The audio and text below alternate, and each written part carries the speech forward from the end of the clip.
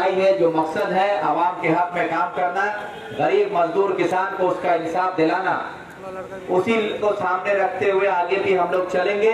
और हमारे नए साथी जो लोग आज हमारे साथ शामिल हुए उनसे भी मेरी ये गुजारिश है कि आप लोग भी अब आज से फॉरवर्ड ब्लॉक पार्टी के परिवार के सदस्य के तौर पर, एक नेताजी सुभाष चंद्र बोस के सिपाही के तौर पर देश को नेताजी के सपने का भारत बनाने के लिए जो हमारा लड़ाई आंदोलन चलता है उसमें आप लोग भी हमारे साथ हर वक्त शामिल रहेंगे। यही उम्मीद करते हुए मैं नए मेहमानों का हमारे पार्टी में उनका इस्तेमाल करते हुए मैं अपनी बात शुरू करता हूं।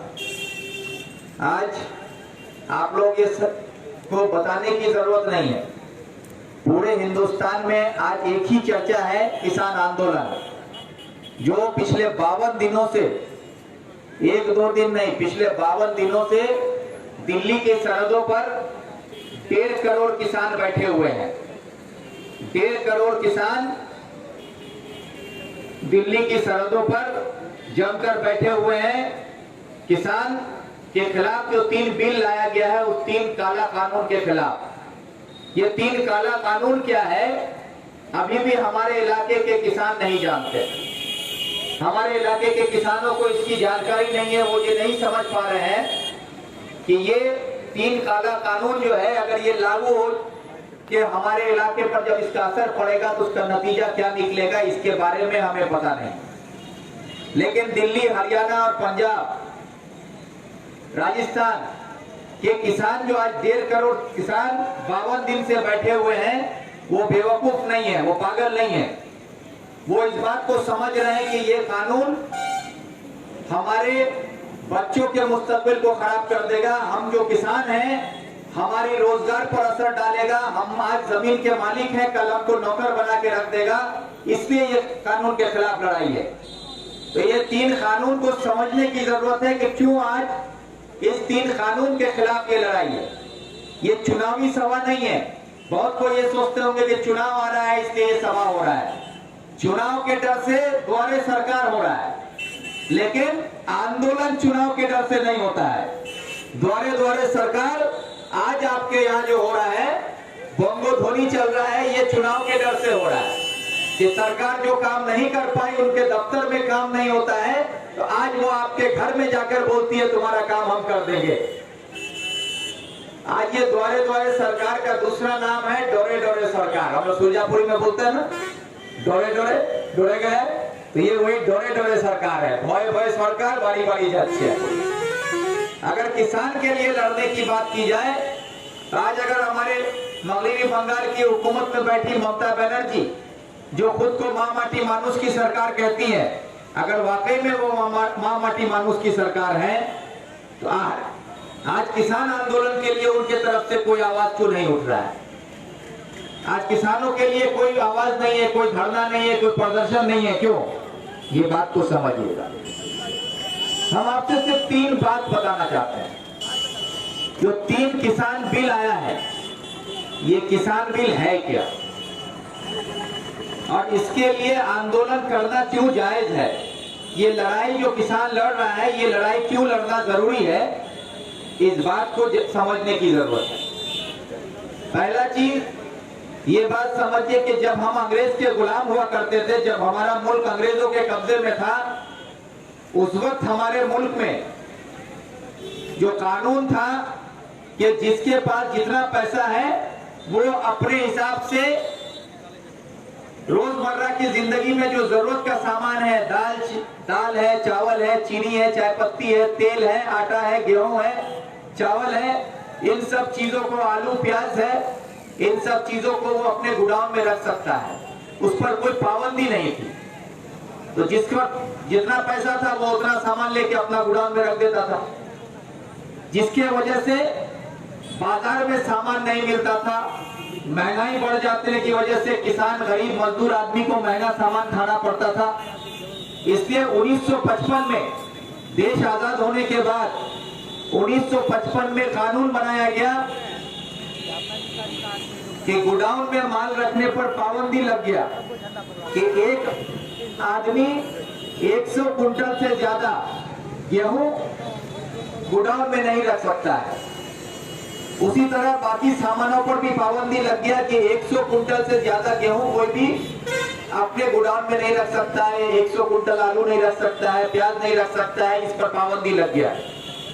और उसमें कानून में यह कहा गया कि अगर किसी को ज्यादा सामान रखते हुए पकड़ा गया तो उस पर कानूनन कार्रवाई होगा, उसको जेल भी हो सकता है, उस पर जुर्माना भी होगा। तो ये कानून बनाने की वजह से, इस कानून के डर से जो गोदाम वाले थे, जो लोगों के पास पूंजी था, वो लोग गोदाम में माल रखना बंद कर दिए, जिसकी वजह से बाजार में माल मिलने लगा, आप लोगों को बाजार में सामान मिलने लगा। तो आपको सस्ते में आज आलू गोभी मिल रहा है, प्याज मिल रहा है, तेल मिल रहा है, दाल चावल मिल रहा है।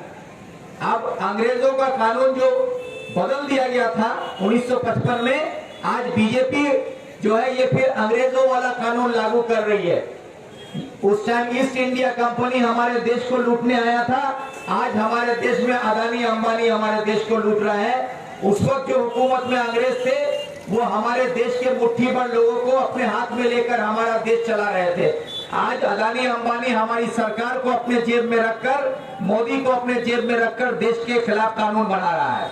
और इस कानून का असर हर एक गरीब, मजदूर, किसान और हर एक तबके के आदमी पर पड़ेगा। क्योंकि अब जो कानून बनाया गया है उसमें यह कह दिया गया है कि अब जो 55 में तय हुआ था कि 100 कुंटल से ज्यादा आप गेहूं नहीं रख सकते हैं, आटा चावल नहीं रख सकते हैं, अब ये सरकार आके वो कानून हटा दिया कि जितना चाहे आप उतना रख सकते हैं। तो फिर वही अंग्रेजों वाला कानून आ गया कि अब आप जितना चाहें उतना फसल, उतना अनाज, उतना आलू, प्याज, टमाटर आप अपने पास रख सकते हैं। तो अब क्या होगा, क्या पूंजीवादी लोग आपके यहाँ का आलू प्याज अपने गोदाम में रख लेगा। पूंजीवादी मतलब कौन? ये हमारे यहाँ का पूंजीवादी है, यहाँ का जो लोग पूंजीवादी समाज है वो नहीं, ये लोग भी नहीं रख पाएगा। एक आपका एसेंशियल कमोडिटीज एक्ट के तहत आपको लिमिटेशन हटा दिया गया। इसके साथ दूसरा चीज लाया गया, कॉन्ट्रेक्चुअल फार्मिंग, जिसको बंगला में बोलते हैं चुक्ती चाष कानून। दूसरा कानून जो लाया गया वो है चुक्ती चाष का।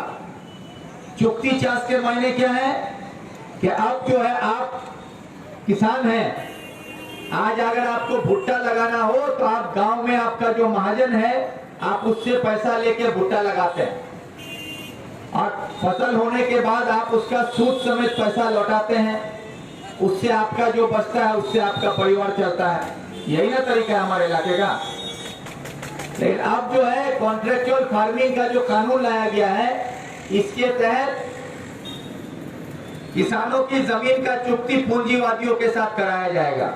अदानी, अंबानी, गोयनका, टाटा, बिरला ऐसे लोग आपके यहाँ आपकी जमीन का चुक्ती करेंगे और उस चुक्ती में यह तय किया जाएगा कि आपके जमीन का कॉन्ट्रैक्ट मेरे साथ होगा। मान लीजिए हम अंबानी हैं तो मेरे साथ आपका चुक्ती होगा और उस चुक्ती में यह तय किया हुआ रहेगा कि आप उस जमीन का कॉन्ट्रैक्ट हमको दिए और उस जमीन में हम जो आपको फसल उगाने बोलेंगे आपको वही फसल उगाना होगा। अगर हमको मुनाफा है आलू में तो हम आपको बोलेंगे आलू लगाओ तो आपको आलू लगाना होगा। अगर हमको मुनाफा है भुट्टा में तो हम बोलेंगे आपको भुट्टा लगाना होगा तो आपको भुट्टा ही लगाना होगा।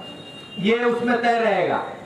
दूसरी बात ये होगी जो सबसे खतरनाक चीज है कि आपकी जमीन मेरे नाम में कॉन्ट्रैक्ट हो गया, आप फसल लगाने के लिए जो आपको पैसा चाहिए वो पैसा आपको बैंक से फिर हम ही दिलाएंगे। बैंक से आपको पैसा दिलाया जाएगा। जमीन का कॉन्ट्रैक्ट होगा मेरे साथ और बैंक से लोन होगा किसान के नाम पर, आपके नाम पर। लोन मेरे नाम पर नहीं होगा, लोन होगा किसान के नाम पर और जमीन का कॉन्ट्रैक्ट होगा मेरे नाम पर। आप बात को समझिए कि आपका जमीन का कॉन्ट्रैक्ट मेरे साथ है और लोन आपके साथ बैंक का हो गया और कॉन्ट्रैक्ट में यह भी बोला हुआ है कि अगर हमको ये एहसास हो कि जमीन में फसल कम होगा या इस फसल से हमको फायदा नहीं होगा तो हम बीच में कभी भी कॉन्ट्रैक्ट खत्म कर सकते हैं। हम बीच में कॉन्ट्रैक्ट कभी भी खत्म कर सकते हैं। तो मेरा कॉन्ट्रैक्ट आपसे खत्म हो गया, मेरा कोई झमेला नहीं रहा, लेकिन बैंक का सूद आपको देना होगा, क्योंकि बैंक आपको लोन दिया है, हमको नहीं। ये बात को समझिए, ये सूद आप ही से लिया जाएगा और जमीन आपका मेरे पास रहेगा। जमीन भी गई, सूद भी आप पर चढ़ता रहेगा। और इसके खिलाफ आपको कोर्ट में जाना चाहिएगा कानूनन कार्रवाई करने। तो जो बिल बनाया गया है मोदी सरकार की तरफ से, उसमें साफ साफ बोल दिया गया है कि किसान इसके खिलाफ कोर्ट में नहीं जा सकता। आपको कोर्ट में जाने का भी दरवाजा बंद कर दिया गया है। तो आप इंसाफ लेने जाइएगा कहाँ? आप कोर्ट नहीं जा सकते हैं। आपको बैंक का पैसा भी चुकाना होगा। जमीन का कॉन्ट्रैक्ट आप जब पूंजीवादी के साथ कर लीजिएगा तो अपना जमीन आपका रहेगा, ऊपर से सूद आप पर चलेगा। आप इंसाफ मांगने के लिए अदालत में भी नहीं जा पाइएगा। आज इस बात को समझ रहा है किसान, इसलिए दिल्ली पंजाब में 1.5 करोड़ किसान, 40 से ज्यादा लोग आज शहीद हो गए। उसके बाद भी आज किसान वहां पर डटा हुआ है, क्योंकि वो जान रहा है कि अगर हम लड़ेंगे तो हो सकता है कल हम जिंदा रहेंगे, नहीं तो हम ऐसे भी मरेंगे और ऐसे भी सरकार हमको मारेगी। जब मरना ही है तो लड़के मरना अच्छा है, इसलिए किसान वहां डटा हुआ है। आज ये मत सोचिए कि इसका असर सिर्फ दिल्ली पंजाब और हरियाणा पे पड़ेगा, इसका असर हर एक किसान पर पड़ेगा। आप जैसे किसानों पर भी पड़ेगा। बहुत लोग ये सोचते हैं कि मोड़की छे अभी तो दुकान करे खाची, कोई सोचते हैं मोड़की छे अभी तो मास्टर छी। आप मास्टर हो सकते हैं, आप डॉक्टर हो सकते हैं, आज कोई वकील हो सकता है, लेकिन हम सब किसान हैं। हमारा बाप दादा सब किसान है। अगर किसान नहीं होता तो आप मास्टर नहीं होते, अगर किसान नहीं होता तो आज हम एमएलए नहीं होते, अगर किसान नहीं होता तो आज कोई दुकानदार नहीं हो सकते। क्योंकि आज किसानी को परवरिश से, उसी जमीन से हमारी परवरिश हुई है, उसी किसान ने हमको पाल पोस के इस इलाके में बड़ा किया है। तो इस बात को समझना जरूरी है कि इसलिए किसान के लिए ये आंदोलन बहुत जरूरी है। और दूसरा चीज कि ये कॉन्ट्रेक्चुअल फार्मिंग का एक मिसाल आपको दिए। दूसरा चीज ये है कि एक एमएसपी होता है। एमएसपी होता है, जानते हैं आप लोग? कितना लोग जानते हैं एमएसपी? हाथ उठाइए ना, कोई जानते हैं तो बताइए। एमएसपी जानते हैं कोई? इसीलिए कहते हैं ना कि सारा चीज यही होना चाहिए। सरकार जो कर रहा है ठीक कर रहा है, क्योंकि आप लोग सब मुर्दा लोग हैं और मुर्दों को जगाने का काम हमको दे दिया आप लोग। इसीलिए हम सिर्फ मुर्दों को जगाने का काम करते हैं। क्या आप किसान हैं, आपको पता नहीं है आप किसान हैं, आप फसल बेचते हैं, आपको एमएसपी पता नहीं है कि एमएसपी क्या होता है। तो आपको नहीं लूटेगा, आपको नहीं मारेगा तो किसको मारेगा? क्योंकि आप किसी चीज को जानना नहीं चाहते, किसी को सुनना नहीं चाहते हैं, सिर्फ आप खाली इनकलाब जिंदाबाद करना जानते हैं। क्यों करते हैं इनकलाब जिंदाबाद? लाल झंडा पकड़ के भी आप इनकलाब जिंदाबाद करते हैं, क्यों करते हैं? अगर आपको समझ नहीं है, कुछ भी करने से पहले आपको जानना जरूरी है कि आपके साथ मंच पे खड़ा होकर जो बोल रहा है वो सही बोल रहा है या नहीं बोल रहा है। एमएसपी का मतलब क्या है? Minimum support price. ये मिनिमम सपोर्ट प्राइस क्या है? आप धान बेचते हैं तो आपको धान के लिए सरकार एक रकम तय कर देती है कि आपका धान 1680 रुपया में खरीदा जाएगा। तो 1680 रुपया जो सरकार तय किया उसको बोला जाता है मिनिमम सपोर्ट प्राइस, एमएसपी, उसी को कहा जाता है। अगर ये एमएसपी सरकार तय करती है, उस पे आपको 1680 रुपया सरकारी रेट तय कर दिया गया आपके धान का।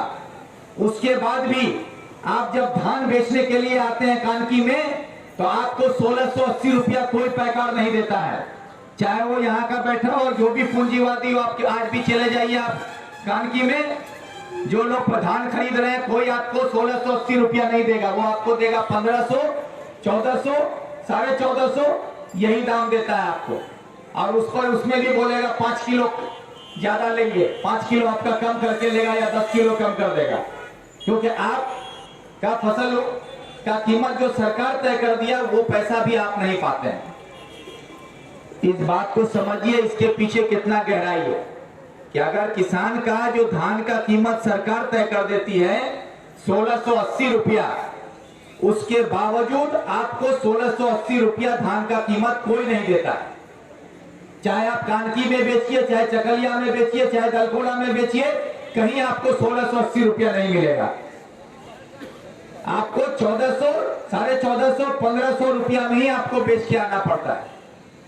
तो इस बात को समझिए, जब सरकार 1680 रुपया तय कर दिया, उसके बाद भी आपको 200 रुपया, 250 रुपया कम में आपको धान बेचना पड़ता है। और अब जो सरकार कानून लेके आई है, उस कानून में ये कहा जा रहा है कि एमएसपी सरकार तय नहीं करेगा। अब बात को समझे कि एमएसपी अब सरकार तय नहीं करेगी। तो सरकार अगर आपके फसल का कीमत तय नहीं करेगा तो जो पैकार आपसे धान खरीदेगा वही आपका कीमत तय करेगा। तो आपका धान का कीमत अगर पैकार तय करे तो पैकार आपको बोलेगा 700 रुपया कुंटल देना है, दो नहीं तो नहीं लेंगे। सब पैकार कानकी का एक हो जाएगा। सारा कानकी चकलिया का पैकार बैठ के मीटिंग कर लेगा, बोलेगा कि धान भाई 700 टका करे लो आप। तो किसान आप लोगों को क्या कीजिएगा, खेत में धान जलाना होगा आपको। सब पैकार बैठ के तय कर देगा कि 700 रुपया से ज्यादा हम लोग दाम नहीं करेंगे। आप यहाँ भी बोलिएगा तो 700 रुपया बोलेगा, चकलिया जाइएगा तो वहां भी बोलेगा 700 रुपया, दलकोला जाइएगा वहां भी बोलेगा 700 रुपया। उस वक्त आप कहाँ जाइएगा? इसलिए मिनिमम सपोर्ट प्राइस जो सरकार का तय किया हुआ एक रेट है वो होना जरूरी है, ताकि सरकार आपके फसल का कीमत तय कर दे। अगर वो 1680 तय करता है तो भी आपको मैक्सिमम 1500 रुपया मिलता है। लेकिन जब एमएसपी नहीं रहेगा, जब एमएसपी नहीं होगा तो आपके धान का कोई कीमत ही नहीं रहेगा और आप अपने से कीमत नहीं रख सकते हैं, तो पूंजीवादी लोग ही कीमत तय करेगा आपका फसल का। तो उस वक्त आपके फसल का आपको कोई कीमत नहीं मिलेगा। इसलिए ये कानून के खिलाफ हम लोग हैं, किसान इसके इस कानून के खिलाफ है। मांग है हमारा कि यहाँ एमएसपी का कानून सरकार को बनाना होगा, फसल का कीमत सरकार को तय करना होगा। आप ये बगल में पान का दुकान है, आप अभी जाइए पान के दुकान में जाकर कोई भी सामान उठाइए, उससे जब सामान लीजिएगा तो वो पान वाला आपको सामान का कीमत बताएगा। चाहे आप वहां जाके बिस्किट का डब्बा उठाइए, चाहे साबुन लीजिए, चाहे तेल लीजिए, वो आपको कीमत बताएगा। दुकानदार आपको कीमत बताता है सामान का। आप जाके क्या सामान लेके बोलते हैं कि नहीं साबुन का कीमत 5 रुपया होगा? आप बोलते हैं? दुकानदार बोलता है उसका कीमत। तो उसी तरह फसल आप उगाते हैं तो आपका कीमत आपको तय करना होगा, ना कि खरीदने वाला तय करेगा। और ये कानून बता रहा है कि फसल का कीमत आप तय नहीं करके खरीदार को तय करने का इजाजत दे रहा है। इसलिए इसके खिलाफ आज किसान है। इस बात को समझने की जरूरत है। तो इसलिए आप लोग ये सोच के बैठे रहिएगा कि दिल्ली और पंजाब में आंदोलन हो रहा है, तो दिल्ली और पंजाब के किसान जागरूक हैं, क्योंकि वहां पर सिख है और जाट है, इसलिए आज इतने बड़े तादाद में वो लोग वहां बैठा हुआ है। हमारा सुरजापुरी लोग होते तो अब तक तो बेला डूबे गए घर जो आवे बोल के भाग गए होते। तो यही हाल है आप लोग का। तो बेला डूबे गए घर जो आवे, लेकिन आप घर जाके आपका घर में कौन सा खजाना है? कुछ नहीं है जो आपको लूट के कोई लेके जाएगा। लेकिन जो किसान आज वहां बैठा हुआ है ना, वो एक एक किसान हमारे यहाँ के बड़े बड़े पूंजीवादियों लोग से बड़ा अच्छे हालात का है। हमारा वहां का जो किसान बैठा हुआ है, हर किसान के पास अपना ट्रैक्टर, अपना गाड़ी घोड़ा सब कुछ है, अपना मकान है, क्योंकि वो किसान अपनी मेहनत से जमीन पर काम करके फसल उगा के अपना कीमत वसूल कर लेता है। इसलिए वहां का हर किसान आज या तो करोड़पति है या तो लखपति है। वो किसान रास्ता में बैठा हुआ है और हम सुरजापुरी खाकपति किसान जिसके पास कुछ नहीं है, वो बोलते हैं बेला डूबे गए घर जो आओ। क्या है घर में? जाके कौन सा ऐसा शुल्क आपका प्रमाण लेंगे हम लोग घर में? इसलिए आप लोगों से मेरी गुजारिश है कि इसकी गहराई को समझिए कि आज आप कानकी में सब्जी मंडी है, ये सब्जी मंडी में हमारा पूरा कानकी का इलाके का आसपास का जो फसल पैदा करता है, सब्जी उगाता है किसान, वो लोग सब्जी मंडी में लेके आके सब्जी बेचता है। तो यहाँ सब्जी बिकता है तो कानकी हाट में भी मिलता है, मनोरा चौक पर भी मिलता है, हटवार चौक पर भी मिलेगा, सुरजापुर बाजार में, असुरागढ़ में, झिटकिया में, हर जगह आपको खाने पीने का सामान मिल जाता है। तो आपको फूल गोभी यहाँ पर 10 रुपया में मिल जाएगा। आलू आज भी 35 रुपया में आलू मिल रहा है। प्याज का दाम भी आपको 50-60 रुपया में मिल रहा है। आपको खाने पीने का सामान हर बाजार में मुहैया है, इसलिए दाम कम है। लेकिन जो ये कॉन्ट्रेक्चुअल फार्मिंग का जो कानून लाया गया है, चुक्ति चार्ज, उसमें आपसे जब मेरा चुक्ति होगा तो उसमें यह भी तय किया हुआ रहेगा कि आपको फसल उगाइएगा आपका खेत में उसका सारा फसल आपको हम ही को बेचना होगा, आप किसी और को नहीं दे सकते हैं। बात समझे?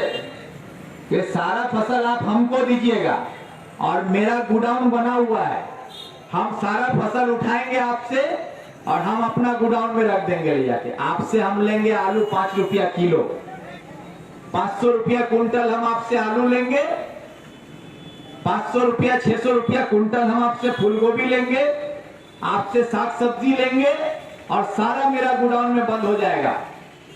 और जब बाजार में आलू नहीं रहेगा, प्याज नहीं रहेगा, खाने पीने का सामान नहीं रहेगा, तब वही आलू हम निकाल लेंगे। जो 5 रुपया किलो खरीदे थे उस टाइम हम बाजार में 50 रुपया किलो में लेके आएंगे, आपको लेना होगा। क्यों? क्योंकि आपको बाजार में और दुकान नहीं मिलेगा, क्योंकि फसल जो पैदा किया किसान वो सिर्फ हम ही को बेचेगा। हम लेंगे, हम गोडाउन में रख देंगे। तो ये जो फल का दुकान लगा के यहाँ पर मेरा भाई बैठा हुआ है, सब्जी मंडी में लाके जो सब्जी बेचता है, वो सब्जी मंडी में सब्जी नहीं ला पाएगा। गुदरी में आपको साग सब्जी नहीं मिलेगा, आलू प्याज तेल चावल कुछ नहीं मिलेगा, सब चला जाएगा गोडाउन में। और जब सब गोडाउन में बंद हो जाएगा, बाजार में सामान नहीं रहेगा, तो उसका कीमत बढ़ा के बेचा जाएगा। इसके लिए लड़ाई। आप सोचते हैं कि मेरा जैसा आदमी आएगा आपका खेत खरीदने के लिए, नहीं। खेत खरीदने आएगा अदानी, अंबानी, गोइंका, टाटा, बिरला जैसा ग्रुप। वो लोग एक बार में उतरेगा 2000 करोड़ रुपया लेके, कोई 2 लाख करोड़ रुपया लेके आएगा। वो आके पूरा एक जिला खरीद लेगा, डीएम के को बोल के पूरा एक जिला खरीद लिया जाएगा। जिला में जितना किसान का जमीन है सबका चुक्ति हो जाएगा, और जिला में जितना आलू पैदा होगा सब अदानी का गोदाम में चला जाएगा। जिला में जितना टमाटर होगा, जितना साग सब्जी होगा, सब कुछ वो लोग अपने गोदाम में ले लेगा। जब सब गोदाम में चला जाएगा तो ये जो छोटा छोटा दुकानदार सब्जी बेच के पैसा कमाते हैं, हाट बाजार में आप लोग दाल चावल चीनी चाय पत्ती का मोदी खाना का दुकान है, इस तरह से सामान बेचने के बीच में जो कमाने वाले लोग हैं सब बेरोजगार हो जाएंगे, सबके घर में भूखमरी का आलम हो जाएगा और सारा चीज गोदाम में बंद होगा। और अगर उसका 2000 करोड़ का आलू खरीद के रख दिया गोदाम में, उसका अगर 500 करोड़ का आलू सड़ भी जाए ना, उसका 500 करोड़ का आलू अगर सड़ जाए तो भी कोई फर्क नहीं पड़ेगा, क्योंकि वो खरीदेगा 5 रुपया किलो के हिसाब से। और 500 करोड़ का आलू सड़ गया तो जो 1500 करोड़ रुपया का आलू बचेगा उसको बाजार में बेचेगा वो 80 रुपया किलो करके। तो देखा जाएगा कि वो 1500 करोड़ का आलू बेच के वो 5000 करोड़ रुपया कमा लिया और आप और हम भूखे मर रहे हैं। ये है लड़ाई की वजह। तो इस चीज को समझना होगा कि आपको क्यों लड़ना है। किसान का हालत क्या है। दूसरा बिल क्या लाया है कि किसान को एम्पावरमेंट के बारे में बोल रहा है कि फार्मर्स का एम्पावरमेंट कर रहे हैं, मतलब उसका तरक्की के लिए कर रहे हैं। उसको छूट दिया जा रहा है कि किसान चाहे तो अपना फसल कहीं भी ले जाके बेच सकता है। तो भाई किसान अपना फसल ले जाके कहीं भी बेच सकता है, ये अभी बीजेपी वाला बोल रहा है। तो ऐसा कोई कानून कभी था ही नहीं कि किसान अपना फसल कहीं नहीं बेच सकता है।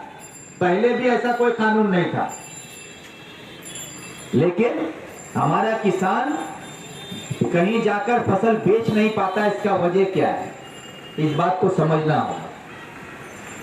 कि बंगाल में एक मिसाल बंगाल का दे रहे हैं। बंगाल में जितना जमीन है उसका 97% माने 97% जमीन है जिसका मालिक है, उसके पास 1 बीघा से लेके 6 बीघा तक जमीन है, उससे ज्यादा नहीं। मतलब 1 बीघा से लेके 6 बीघा जमीन का मालिक जो है उसका तादाद है 97%। और सिर्फ 3% आदमी है जिसके पास 6 बीघा से ज्यादा जमीन है। तो आप ये समझिए कि 100 आदमी में 97 आदमी है जिसके पास 6 बीघा से कम जमीन है, और सिर्फ 3 आदमी है जिसके पास 6 बीघा से ज्यादा जमीन है। तो अब हमारा हालत क्या है, हमारा जितना किसान है ये इलाके में कि आपके पास इतना कम जमीन है, उसमें आपके पास पूंजी नहीं है, तो आप सूद में पैसा लेते हैं, सूद में पैसा लेके आप फसल लगाते हैं, फिर महाजन को मिटाते हैं, फिर उससे जो बचता है आप अपना परिवार चलाते हैं। यही हमारे यहाँ का किसान का हालत है। तो जिसके पास 2 बीघा जमीन है, जिसके पास 5 बीघा जमीन है, जिसके पास 3 बीघा जमीन है, अगर आप आलू लगाते हैं तो 3 बीघा का आलू आप महाजन से पैसा लेके लगाए, तो आप उस आलू को निकालने के बाद पहला काम क्या करते हैं कि जल्दी से बेचे तो महाजन का सूद मिटा के असल मिटा दे तो मेरा जान बचेगा, यही होता है ना।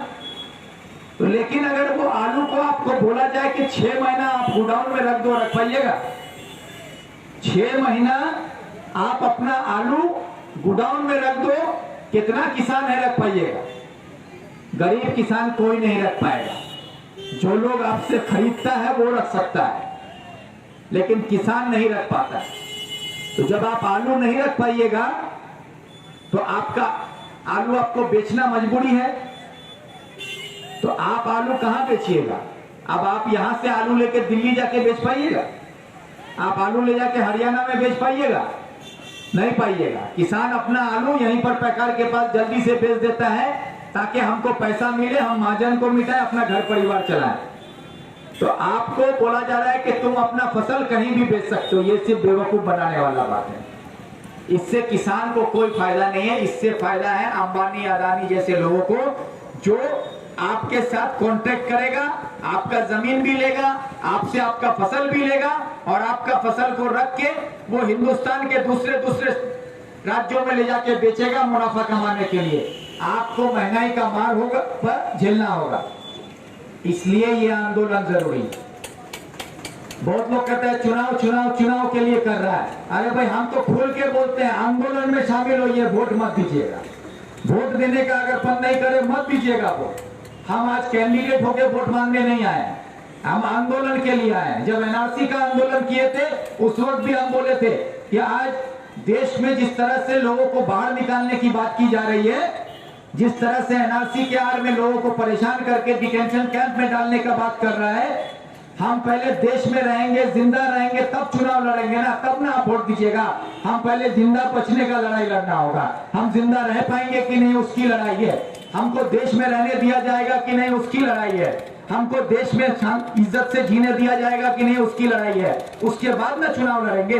तो आप पहले लड़ाई को समझिए, लड़ना जरूरी है। किसान जिंदा रहेगा तभी आप लड़ पाइएगा। अगर लड़ने के लिए आपको उतरना होगा, इसलिए हम लोग आपको दावत देने आए हैं कि 27 तारीख को सुबह 8 बजे कानकी के बस स्टैंड से 1000 ट्रैक्टर, क्योंकि कलाम भाई बार बार बोले पैदल जाना होगा, तो इसलिए घबराने की जरूरत नहीं। 1000 ट्रैक्टर रहेगा और उसके साथ 20,000 लोग होंगे, और हम लोग यहाँ से पैदल चलना शुरू करेंगे। जो बड़े बुजुर्ग हैं वो ट्रैक्टर पे बैठेंगे, जो नौजवानों के खून में गर्मी होगा और जिनको लड़ने की का जज्बा होगा वो मेरे साथ पैदल चलेगा, और जिनमें अगर जीने की ताकत नहीं है, लड़ने का जज्बा नहीं है, वो ट्रैक्टर में बैठ जाए या अपने घर में बैठ जाए। लेकिन मैं बड़े बुजुर्गों के लिए कहूंगा कि आज अगर बड़े बुजुर्ग हमारे साथ कदम से कदम मिला के 10 कदम भी चलते हैं तो उन बड़े बुजुर्गों की इज्जत करने के लिए हम ट्रैक्टर का इंतजाम कर रहे हैं, कि जिनमें यह जोश है कि वो अपने समाज के लिए, अपने देश के लिए, अपने मुल्क के लिए, अपने किसानों के लिए लड़ने के लिए सड़क पर उतरना चाहते हैं। वो भले मेरे साथ 10 कदम चले, उनको लेकर जाने के लिए ट्रैक्टर होगा। और जहां पर नौजवान थकेंगे आप ट्रैक्टर पर बैठ जाइएगा, फिर उतरेंगे, फिर चलेंगे, फिर बैठेंगे, फिर चलेंगे। तो उतरते चढ़ते हमको इस्लामपुर पहुंचना है। इसलिए घबराने की जरूरत नहीं है कि 45 किलोमीटर कैसे चलेंगे। अरे जब बोलबम में हमारा हिंदू भाई लोग जाते हैं तो 106 किलोमीटर आप चलते हैं, हर भगवान का नाम लेते हुए, जय भोलेनाथ का नाम लेते हुए चलते हैं। तो जब आप भगवान की आरती करने के लिए जाते हैं तब आप 106 किलोमीटर लगातार चलते हैं। जब हमारे यहाँ 12 रबीउल अव्वल का जुलूस निकलता है तो हजारों लोग पैदल 10-10 किलोमीटर 20-20 किलोमीटर चल लेते हैं। क्यों? तब जब आप निकलते हैं तो आज आपको अपने लिए लड़ने की जरूरत है। आज आपका खुदा, आपका भगवान भी आपके साथ खड़ा रहेगा। जब देखेगा कि आज हजारों की भीड़, आज हजारों लोग, लाखों लोग सड़कों पर उतर के अपने इंसाफ के लिए लिए लड़ रहे हैं, तो ऊपर बैठा हुआ जो है वो इतना बेरहम नहीं है, क्योंकि आज जिस किसानों को ताकत देकर ऊपर वाले ने बैठाया है कि 52 दिन से आज किसान बैठा हुआ है, 40 से ज्यादा किसान ठंड में मर चुका है, उसके बाद भी आज किसान वहां से हिलने के लिए तैयार नहीं है। और ये मोदी सरकार इस ठंड में, आज तो हम लोग यहाँ आराम से बैठे हुए खड़े हैं, यहाँ पर लोगों को भाषण देते हुए हमको पसीना आ रहा है, लेकिन दिल्ली में जाकर देखिए, जिन सरहदों पर आज हमारे किसान बैठे हुए हैं, वहां पर 1 डिग्री का ठंडा है, माइनस में ठंडा चला जा रहा है रात को। उस ठंड में उनसे सरकार बात करने के बजाय उन पर पानी डाला जा रहा है, उनको पानी से भिगा दिया जा रहा है ताकि लोग ठंड से भाग जाए। लेकिन उसके बाद भी भीगे हुए हालत में, स्वेटर भीग रहा है, कपड़ा भीग रहा है, कंबल भीग रहा है, बच्चा भीग रहा है, बीवी भीग रही है, उस हालत में ठिठुरते हुए बच्चों को लेके, बीवी को लेके, बूढ़ी माँ को लेके, बूढ़े बाप को लेकर किसान वहां मरने को तैयार है, लेकिन पीछे हटने को तैयार नहीं है। तो आज क्या हम लोगों का फर्ज नहीं बनता क्या जो 1.5 करोड़ किसान बैठा हुआ है, उसके साथ कदम से कदम मिलाकर हम लोग यहाँ से पैगाम भेजें कि तुम अकेले नहीं हो, पूरा हिंदुस्तान का किसान तुम्हारे साथ है, बंगाल का किसान तुम्हारे साथ है, हम सब तुम्हारे साथ हैं। ये आवाज उनको तक पहुंचाने की जरूरत है। और साथ ही साथ ये बात भी समझिएगा कि जब यहां से 1000 ट्रैक्टर और हजारों की तादाद में नौजवान, बड़े बुजुर्ग जब हम लोग यहां से इस्लामपुर की तरफ रवाना होंगे, तो हमारे साथ आगे बढ़ते जाएंगे। किशनगंज से, पांजीपाड़ा से, धनतोला से, गुंजरिया से, लारूफा से लोग हमारे साथ और भी तादाद में शामिल होते जाएंगे। वहां से भी ट्रैक्टर शामिल होगा, वहां से भी हजारों लोग शामिल होंगे। और जब हम इस्लामपुर पहुंचेंगे तो हमारा तादाद हजारों से बढ़ते बढ़ते 30-40 हजार तक भी हो सकता है। और जब आप इस्लामपुर पहुंचेंगे तो इस्लामपुर शहर बंद हो जाएगा। और जब इस्लामपुर बंद हो जाएगा तो इस्लामपुर में बैठी हुई एसडीओ, वहां बैठा है एसडीपीओ, वहां बैठा है एसपी, वहां के प्रशासन को यह पता चलेगा कि चकलिया से उठकर अगर इस्लामपुर बंद करने आ सकता है, तो अगर हम लोग चकलिया में दादागिरी करने जाए तो हमको भी बंद कर सकता है। ये जवाब भी आपको देना होगा ताकि आप अपने घर में चैन से सो सकें। ये उसकी भी लड़ाई है, क्योंकि जिस तरह ममता की हुकूमत में आज पुलिस को गुंडा बना दिया गया है, एक तरफ ममता का गुंडा, एक तरफ वर्दी वाला गुंडा, ये दोनों गुंडा मिलकर आज आवाम पर जिस तरह से जुल्म ढा रहा है, आप इसका रोज अखबारों में, टीवी पर देखते हैं कि कहीं पर टीएमसी का गुंडा गुंडागर्दी करता है, पुलिस खड़ा होकर तमाशा देखता है, बिना एफआईआर के, बिना किसी कंप्लेन के पुलिस उठा के ले जाके रात भर थाना में बंद करके रखता है, बिना किसी कंप्लेन के 1-1 हफ्ता आदमी को बंद करके रखा गया आपका ग्वालपुखर में, कोई कंप्लेन नहीं, कुछ नहीं, उठा के थाना में बंद करके रखा, 1-1 हफ्ता आदमी को रखा गया। क्यों? कि टीएमसी का मंत्री बोला है, टीएमसी का नेता बोला, इसलिए पुलिस उसका गुलामी करता है। लेकिन चकलिया में आज टीएमसी नहीं है, यहाँ पर पंचायत उसका है, समिति उसका है, जिला उसका है, सिर्फ एक अकेला एमएलए आपका है। लेकिन चकलिया की पुलिस का हिम्मत नहीं है कि आपको उठा के बिना वजह, बिना किसी कंप्लेन के, बिना किसी एफआईआर के आपको ले जाकर थाना में बंद करके 1 हफ्ता रख दे। क्योंकि पुलिस भी जानती है कि यहाँ पर गुलाम रब्बानी नहीं है, यहाँ पर विक्टर है। अगर रात को ऐसा हुआ तो रात को भी मेरे घर पर से उठ के हमको पुलिस को निकाल लेगा, ये भी पता है। इसलिए आप लोगों की हिफाजत करने के लिए ये लड़ाई जरूरी है। आने वाले वक्त में बीजेपी की हुकूमत आ रही है। आज जिस तरह का माहौल है कि बंगाल में आज ममता की गोद में बैठ के बीजेपी जिस तरह बंगाल में घुस गई, आज उसका नतीजा यह है कि जो 34 साल वामफ्रंट की हुकूमत रही, उससे पहले 30 साल कांग्रेस की हुकूमत रही, इस 64 साल हुकूमत में ना कांग्रेस ने बीजेपी को बंगाल में घुसने दिया, ना यहाँ वामफ्रंट ने बीजेपी को बंगाल में घुसने दिया। तो 10 साल में ऐसा क्या हुआ कि ममता बनर्जी के गोद में बैठकर आज बंगाल में बीजेपी सरकार बनाने का दावा ठोक रही है? तो इसका जवाब बीजेपी को कोई ममता बनर्जी नहीं देगी। ममता बनर्जी के कुछ लोग हैं बोलते 34 साल में क्या हुआ? अरे 34 साल में तुम्हारे घर में सांप घुसने नहीं दिया गया था, आज ममता बनर्जी ने सांप लाकर तुम्हारे घर में घुसा दिया है। ये काम तो हमने किया है। आज जो किसानों पर जुल्म हो रहा है, एनआरसी के नाम पर जुल्म हो रहा है, सीए के नाम पर हो रहा है, जीएसटी के नाम पर हो रहा है, आज आपका नोटबंदी हो रहा है, 2 करोड़ लोगों को नौकरी देने का वादा करके आज हर दिन 50,000 लोगों का नौकरी हिंदुस्तान में खत्म हो रहा है। आज जिस तरह से हिंदुस्तान में एक तरफ हिंदूवादी पार्टी बनाकर बीजेपी अपने आप को बोल रही है कि हम हिंदू की पार्टी है। मेरा सवाल है हमारे हिंदू भाइयों से, मैं हिंदू भाइयों से सवाल करता हूं कि आज आप लोग अखबारों में, टीवी पर देख रहे हैं कि किसान आंदोलन हो रहा है दिल्ली के बॉर्डर पर। कौन कर रहा है? हरियाणा का किसान, राजस्थान का किसान, पंजाब का किसान। पंजाब में सिख है, हरियाणा में हिंदू है, जाट लोग हैं, राजस्थान भी हिंदुओं का स्टेट है। आज अगर जो 1.5 करोड़ लोग दिल्ली में धरना पर बैठे हुए हैं, उसमें जाकर वोटर कार्ड, आधार कार्ड चेक करके आप खोज के अगर निकालना चाहेंगे ना, तो 1,500 मुसलमान उसमें नहीं मिलेगा। 1,500 मुसलमान उसमें नहीं मिलेगा। हम तो 1,500 ज्यादा बोल रहे हैं, हो सकता है कि 150 भी नहीं मिले, क्योंकि हरियाणा पूरा जाटों का इलाका है और जाट जो है धर्म से हिंदू के।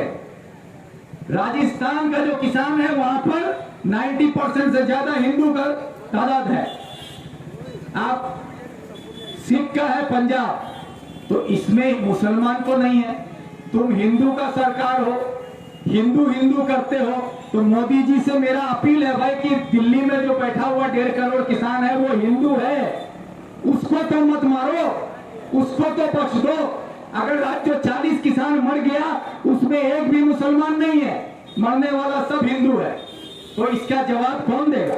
हिंदू की सरकार, हिंदू की पार्टी हिंदुत्व का बात करते हैं, तो हिंदू क्यों मर रहा है, हिंदू क्यों आंदोलन में बैठा हुआ है, इसका जवाब कौन देगा?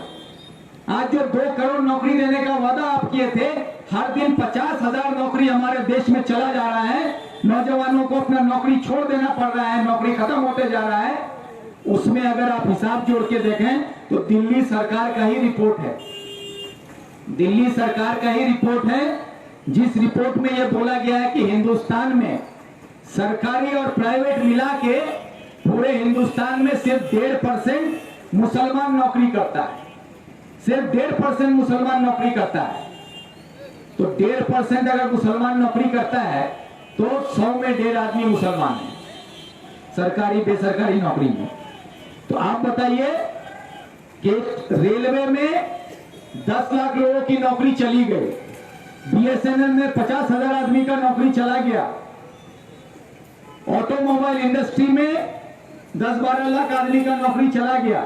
तो अगर इसको आप जोड़े ना तो 10 लाख का 1.5% कितना होता है? 15,000। 10 लाख का 1.5% हुआ 15,000, तो 15,000 मुसलमान का नौकरी गया, जाने दीजिए। लेकिन 9,85,000 तो हिंदू था, उसका नौकरी क्यों गया? इसका जवाब मोदी साहब देंगे, उसका जवाब मोदी से मांगो। उसके लिए आरएसएस कुछ नहीं बोलेगा, उसके लिए बीजेपी कुछ नहीं बोलेगा, उसका जवाब तो उनको देना होगा।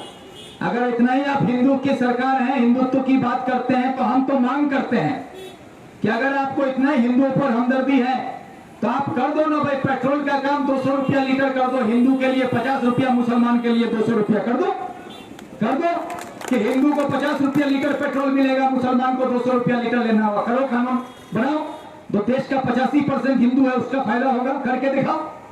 अगर है तुम में ताकत, क्यों नहीं कर रहे? अरे आज हिंदू को भी पेट्रोल 80 रुपया लीटर लेना पड़ता है, मुसलमान को भी लेना पड़ता है। चावल, दाल, गेहूं, आटा, चीनी, चाय पत्ती, आज जिस दाम में हिंदू खाता है उसी दाम में हम खाते हैं। आज महंगाई का मार हिंदू के घर में भी है, मुसलमान के घर में भी है। आज हिंदू भी महंगाई से खुदकुशी कर रहा है तो मुसलमान भी कर रहा है, लेकिन मरने वालों में तादाद ज्यादा हिंदू का है, क्योंकि ज्यादा तादाद में हिंदू है। तो जो ज्यादा होगा वो ज्यादा भुगतेगा, जो ज्यादा होगा वो ज्यादा मरेगा, तो जो ज्यादा है उस पर ज्यादा असर पड़ेगा। यही समाज का नियम है।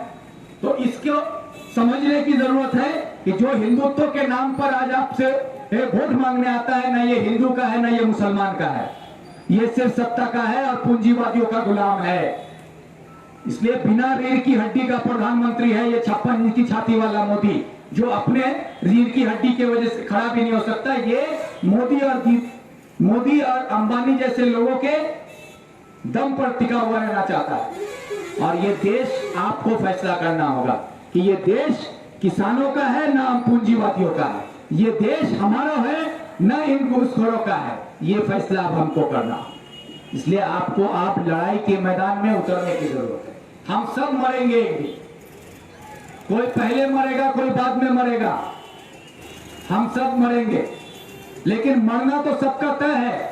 लेकिन अगर हम लड़ेंगे तो हो सकता है कि हम बचेंगे, लेकिन अगर हम नहीं लड़ेंगे तो ये तो हमको मारेगा ही, और हमको मरने से कोई रोक भी नहीं सकता। तो जब हम लड़ के बच सकते हैं तो हमको लड़ना जरूरी। इसलिए मैं आप लोगों से मेरा ये अपील है कि 27 तारीख को सुबह 8 बजे हर अंचल से, हर जगह से ट्रैक्टर किया जा रहा है। 1000 ट्रैक्टर होगा और हजारों हजार की तादाद में हम लोग यहां से इस्लामपुर के लिए रवाना होंगे। हमारा एक ही नारा होगा, किसान बिल वापिस लो। किसानों के समर्थन में हम एक ही नारा रखेंगे, किसान बिल वापिस लिया जाए। और उसके लिए हमारे यहां से सुबह 8 बजे हम लोग रवाना होंगे। तो आप सब जो भी यहाँ पर मौजूद है, सबसे मेरी अपील है, गांव में जाकर, घर में जाकर इस बात का चर्चा करें। क्या 27 तारीख को आप सबको एक साथ एकजुट होकर आना है। हम आपको कुछ दे नहीं सकते, ये हम बार बार बोलते हैं। उस दिन आपको अपना खाना बांध के लाना है। मूढ़ी हो तो मूढ़ी लाइए, चूड़ा है चूड़ा लाइए। घर से माँ बहन को बोलिए 2 रोटी बना के आपको दे, आप भी खाइए, हमको भी खिलाइए। हम आप सबको हजारों की भीड़ को खाना नहीं खिला सकते, लेकिन आप अपना 10 रुपया लेकर रोटी लेकर आइएगा। हम आपको 10 रुपया नहीं दे सकते हैं, लेकिन ये वादा जरूर कर सकते हैं कि आपका 10 रुपया आपके लिए कल 10 लाख की ताकत बन के हम खड़ा कर देंगे। ये ताकत हम बनाकर खड़ा कर देंगे कि कल आपके हक पर अगर कोई दावा डाले तो उसके खिलाफ हम लोग खड़ा हो जाएंगे, आपका ढाल बन के हम लोग खड़ा हो जाएंगे। इसलिए आप लोगों से मेरी गुजारिश है कि ज्यादा वक्त नहीं ले पाएंगे क्योंकि अभी सुरजापुर जाना है। तो बस 27 तारीख को सुबह 8 बजे आप लोग अपने अपने गांव से तैयार होके कानकी बस स्टैंड में आए। यहां से ट्रैक्टर में आप सबको लेकर हम लोग इस्लामपुर की तरफ रवाना होंगे। यही कहकर सबका शुक्रिया अदा करते हैं। इनकलाब जिंदाबाद और ब्लॉक जिंदाबाद।